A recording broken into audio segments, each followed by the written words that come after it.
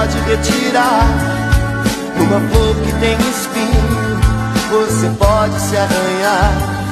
Se o bem e o mal existem, você pode escolher. É preciso saber viver.